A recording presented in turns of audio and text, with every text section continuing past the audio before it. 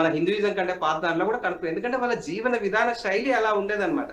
మీరు జనరల్ గా మీరు ఊహించండి, మీరు ఎక్కడ తీసుకెళ్లి ఎక్కడో ఐలాండ్ దగ్గర మిమ్మల్ని వేసేస్తాను, ఫుడ్ ఏమి ఉండదు, అది వెతుకుతారు ఇది వెతుకుతారు చాలా వరకు. దాని తర్వాత ఫిషింగ్, ఒక బీచ్ పైకి ఫిషింగ్ వెళ్తారు, ఫిష్ దొరకదు. సంవత్సరం నెలలో మీకు ఒక 3-4 టైమ్స్ మాత్రమే ఫిష్ చాలా వస్తుంది.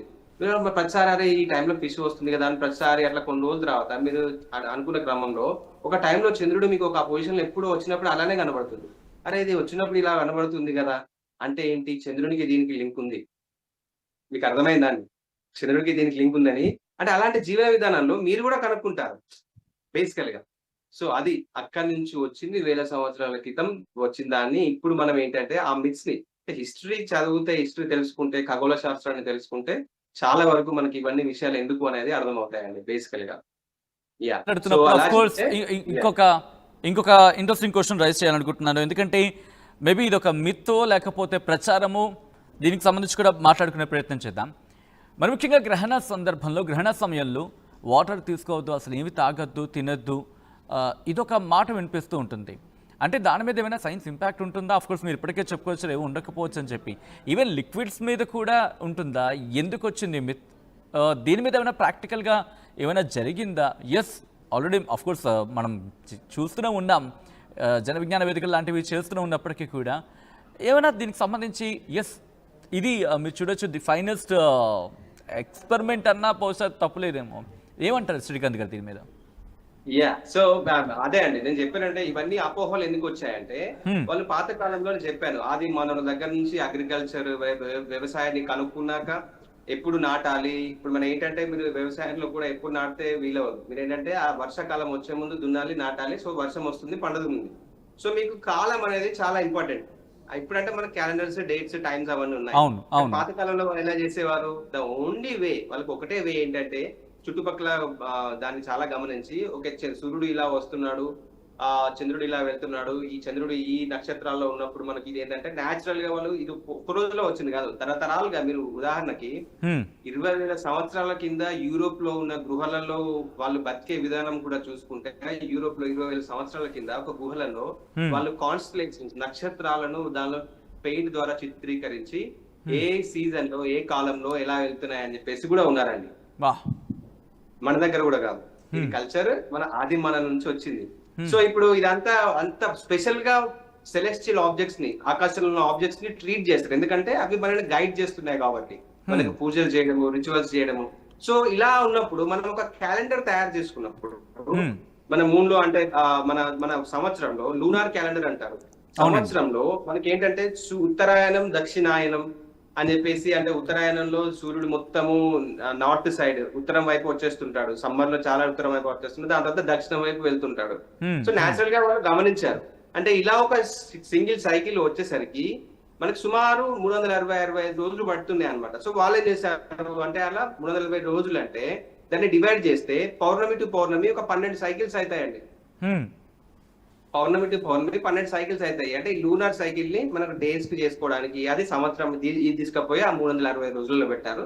అది మన క్యాలెండర్ అయింది అనమాట. సో అలా క్యాలెండర్ అయింది.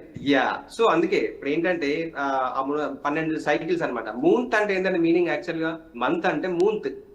అది వచ్చిన చాలా మందికి తెలియదు. మనకు అప్పుడు ఈ సాంస్క్రిట్ గానీ, ఇండో యూరోపియన్ లాంగ్వేజెస్ అంటారు. ఇప్పుడు అంటే ఈ మూంత్ అనే పదం ఎక్కడి నుంచి వచ్చిందండి? మూన్ ఎక్కడి నుంచి వచ్చింది? వండర్ఫుల్ క్వశ్చన్ అండి. యాక్చువల్ గా మీరు ఈ క్వశ్చన్ ఎందుకు చేశారంటే, నేను ఎందుకు దీనికి ఇంపార్టెంట్ చెప్తున్నాను. యాక్చువల్ గా భూమికి ఒక భూమి మనకు 1,400 కోట్ల సంవత్సరాల కింద ఇంకొక చాలా పెద్ద ఒక గ్రహం వచ్చి ఢీ కొట్టి మన భూమి పైన ఉన్న క్రస్ట్, దాని పైన బోర మొత్తం విచ్ఛిన్నం అయిపోయి, విస్ఫోటనం అయిపోయి, దాని స్పేస్ లోకి వెళ్ళి ఒక రింగ్ లాగా ఫామ్ అయింది భూమి చుట్టూ. ఈవెన్చువల్ గా అది గ్రావిటీ వల్ల చిన్న చిన్న తునకలు అనేది, చిన్న చిన్న గ్రావిటీ అనేది పోయి పెద్దగా ఫామ్ అయ్యి అది మూన్ లాగా ఏర్పడింది. ఓకే రైట్, ఇది మూన్ లాగా ఏర్పడింది. ఏర్పడిన తర్వాత అప్పుడు మూన్ చాలా క్లోజ్ గా ఉండే మనకి. మూన్ చాలా క్లోజ్ గా ఉండే. ఎంత ఇప్పుడు సుమారు చాలా ఫార్దెస్ట్ పాయింట్ దూరంగా ఒక 4 లక్షల కిలోమీటర్ల దూరంలో ఉంటుంది మూన్. అప్పుడు 20,000 కిలోమీటర్ల దూరమే ఉండే అనమాట. అంటే 20 టైమ్స్ క్లోజర్. 20 సార్లు క్లోజర్ ఉంటే ఎంత పెద్దగా కనపడాలండి అది. అప్పుడు ఇప్పుడు అలలు 10-15 మీటర్ల దూరం వస్తుంటాయి ఆడిపోతు 10-15 మీటర్ల ఎత్తులో. కానీ అప్పుడు 100 మీటర్ల ఎత్తులో, సుమారు 1 కిలోమీటర్ ఎత్తులో కూడా అంత పవర్ ఉండే అనమాట. కానీ ఏమైంది, ఈవెన్చువల్ గా అర్త్ కూడా చాలా స్పిన్ అవుతుంది అనమాట. అంటే 4 to 5 days 4-5 గంటలకు ఎర్త్ చాలా ఫాస్ట్ గా తిరుగుతుంది. అంటే మన డే ఓన్లీ 4-5 గంటలే ఉంటుండే అప్పుడు. సో ఇప్పటి అలా తిరగడం వల్ల ఇప్పుడు ఎర్త్ ఇలా ఉంది, మూన్ ఇక్కడ తిరుగుతున్నాడు. ఇలా తిరుగుతున్నప్పుడు ఏంటంటే, మీరు సింపుల్ గా ఉంచండి, మీరు అక్కడ నిలబడ్డారు, మీ దూరంలో ఒక సింపుల్ ఒక వీల్ లో కొంతమంది మనుషులు కూర్చున్నారు, ఒక వీల్ లాగా తిరుగుతా ఉంది. ప్రతిసారి తిరిగినప్పుడు ఒక మనిషిని మీరు లాగడానికి ట్రై చేస్తున్నారు, రైట్? అప్పుడు ఏమవుతుందండి, కొన్నిసార్లు తిరిగిన తర్వాత ఒక స్టాప్ వచ్చేస్తుంది, రైట్? స్లో డౌన్ అవుతుంది. అంటే మీరు అది తిరగాలనుకుంటున్నారు కానీ మీరు లాగుతున్నారు, అంటే ఎంటైర్ మనకు ఆ రొటేషన్ అనేది ఏమవుతుంది, స్లో అవుతుంది. సో అలాగే అలా స్లో అవుతుంది. సో అలా స్లో అయ్యి మనకు మూన్ రొటేషన్ స్పీడ్ కూడా చేంజ్ అయిపోయింది. అలాగే సేమ్ టైం అర్త్ కూడా రొటేట్ అవుతుంటుంది. అంటే దీన్ని లాగుతుంది, ఇదిలా తిరుగుతుంది. దీని ఎనర్జీ గ్రావిటేషన్ అనేది దీనిపైన కూడా ఉంటుంది. ఇలా తిరిగినప్పుడు ఇప్పుడు అలా అనేది ఈ పార్ట్ అనేది దాన్ని లాగడానికి ప్రయత్నిస్తుంటుంది. అంటే దాన్ని ఇంకా స్పీడ్ అవుతుంది. ఆ స్పీడ్ అయినప్పుడు ఏమైతుంది, ఆర్బిట్ లో కక్షలు ఇంకొంచెం దూరం వెళ్తుంది. అంటే అర్త్ యొక్క ఎనర్జీ మూన్ పైన పడి మూన్ దూరం వెళ్ళిపోతుంది. అంటే మీరు ఇంకా తిప్పుతూ దాన్ని దూరం పంపిస్తున్నారు అనమాట. అర్థమవుతుంది అంటే ఫోర్స్ కూడా యాడ్ ఆన్ అవుతుంది అప్పుడు దానికి. అలా ఇప్పటికీ కూడా ఇది ఎందుకు చెప్తున్నాను అంటే, చాలా మంచి క్వశ్చన్ అడిగారు. అది 1969 లో 1969లో అపోలో ఆస్ట్రోనాట్స్ మూన్ పైన చంద్రుని పైన ల్యాండ్ అయినప్పుడు వాళ్ళు లేజర్ రిఫ్లెక్టోమీటర్ అనేది ఒకటి పెట్టారు, లేజర్ ద్వారా. చంద్రయాన్ 3 లో కూడా పెట్టారు. దానివల్ల మనకు తెలిసింది ఏం తెలుసా అండి, ఎవ్రీ ఇయర్ ఇప్పటికీ కూడా మూన్ మన చంద్రుడు అనేవాడు 3.8 సెంటీమీటర్లు దూరం వెళ్ళిపోతున్నాడు. ఓకే, అంటే కొన్ని రోజులు అయితే మనకి కనిపించకుండా పోతాడా? కనిపించకుండా ఏం పోడు, మన అర్త్ గ్రావిటీ స్టిల్ ఉంటుంది. బట్ ఏమైతుందంటే, ఇప్పుడు అది ఎక్కడ ఎఫెక్ట్ అవుతుంది అంటే, చంద్రుడు చిన్నగా అయిపోతుంటాడు. సో ఇలా భూమి ఇలా చంద్రుడు, ఇప్పుడు మనకు సూర్యగ్రహణాన్ని తీసుకుంటే సూర్యుడు ఇక్కడ ఉంటాడు కదా, భూమి ఇక్కడ ఉంటుంది. సో ఇక్కడ మధ్యలో సూర్యుడు వచ్చినప్పుడు సూర్యుడిని మనం బ్లాక్ చేసినప్పుడు మనకు కంప్లీట్ సంపూర్ణ సూర్యగ్రహణం ఏర్పడుతుంది, కంప్లీట్ గా బ్లాక్ చేసినప్పుడు. కానీ ఏంటంటే, మూన్ దూరం వెళ్ళడం వల్ల కొన్ని రోజుల తర్వాత సంపూర్ణ సూర్యగ్రహణం అనేది ఏర్పడదు. అంటే moon size against the background sun, back లో ఉన్న సన్ కంటే చిన్నగా ఉండడం వల్ల సంపూర్ణ సూర్యగ్రహణం ఉండదు. అంటే ఇదంతా ఎప్పుడు డిస్కస్ చేసి అంతా మనకి ఎప్పుడు తెలిసింది, చంద్రుని పైన వెళ్ళి అక్కడ లేజర్ రిఫ్లెక్టోమీటర్ పెట్టిన తర్వాత మనం అనుకున్నాం.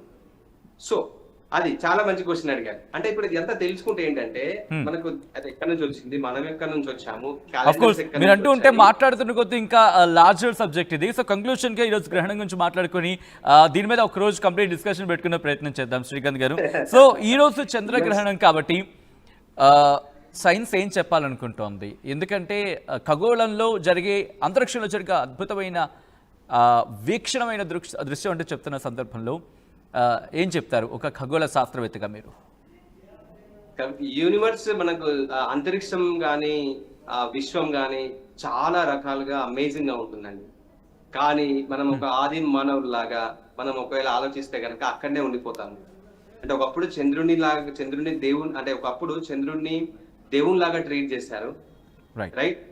చనిపోతే అక్కడికి వెళ్తాము అని చెప్పేసి ట్రీట్ చేశారు. కానీ అక్కడికి వెళ్ళిన తర్వాత గలీలియో ఫస్ట్ టైం టెలిస్కోప్ లో చూసినప్పుడు దానిపైన కొండలు, కోనలు, రాళ్ళు, రప్పలు, క్రేటర్స్ ఉన్నాయి. అంటే భూమిలాగానే ఉంది. అంటే మానవుడు యాక్సెప్ట్ చేయలేదండి, ఎందుకంటే అది దేవుడు, అది స్మూత్ గా ఉంటది, మీరు తప్పు చెప్తున్నారని యాక్సెప్ట్ చేయలేదు. కొంతమందిని అరెస్ట్ చేసి కొంతమంది ఉరిశిక్ష కూడా వేయడం జరిగింది. ఇది స్టోరీ చేస్తారు, రైట్?